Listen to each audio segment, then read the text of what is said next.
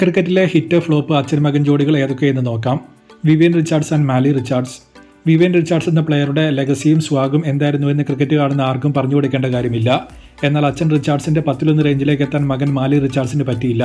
Under 19 മത്സരത്തിൽ 319 അടിച്ച് മാലി Richards വരവ് അറിയിച്ചെങ്കിലും വിൻഡീസിന്റെ ടീമിൽ ഇടം നേടാൻ പോലും മാലി റിച്ചാർഡ്സിന് പറ്റിയില്ല. സുനിൽ ഗവാസ്കർ ആൻഡ് രോഹൻ ഗവാസ്കർ. 80s ഇന്ത്യയുടെ സൂപ്പർ സ്റ്റാർ ആയിരുന്നു ലിറ്റിൽ മാസ്റ്റർ ഗവാസ്കർ. 34 സെഞ്ചുറിയും 13,000 റൺസും ആ കാലഘട്ടത്തിൽ ഗവാസ്കർ നേടിയിട്ടുണ്ട്. എന്നാൽ മകൻ രോഹൻ ഗവാസ്കറെ എസ്റ്റാബ്ലിഷ് ചെയ്യിപ്പിക്കാൻ ഗവാസ്കർക്ക് പറ്റിയില്ല. ഇന്ത്യക്ക് വേണ്ടി രോഹൻ കളിച്ചിട്ടുള്ളത് ജസ്റ്റ് 11 ഏകദിനങ്ങൾ മാത്രമാണ്. പിന്നീട് താരം ഡ്രോപ്പ് ആവുകയും ചെയ്തു. സച്ചിൻ തെണ്ടുൽക്കർ ആൻഡ് അർജുൻ തെണ്ടുൽക്കർ. ക്രിക്കറ്റ് ദൈവം എന്ന് വിശേഷിപ്പിക്കപ്പെടുന്ന സച്ചിനെ പറ്റി കൂടുതൽ പറയേണ്ട കാര്യമില്ല. എന്നാൽ അച്ഛന്റെ ലെഗസി ഒരു പൊടി പോലും കീപ്പ് ചെയ്യാൻ അർജുൻ ഇതുവരെ പറ്റിയിട്ടില്ല.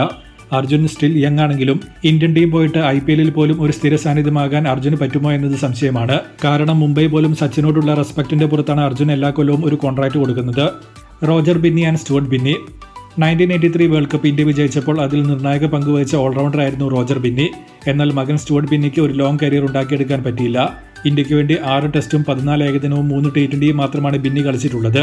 ബംഗ്ലാദേശിനെതിരെ 4 റൺസ് വിട്ടുകൊടുത്ത് 6 വിക്കറ്റ് നേടിയ പെർഫോമൻസാണ് ബിന്നിയുടെ ബെസ്റ്റ് പെർഫോമൻസ്. ഏകദിനത്തിൽ ഒരു ഇന്ത്യക്കാരന്റെ ഏറ്റവും ബെസ്റ്റ് ബൗളിംഗ് പെർഫോമൻസും ഇതുതന്നെയാണ്.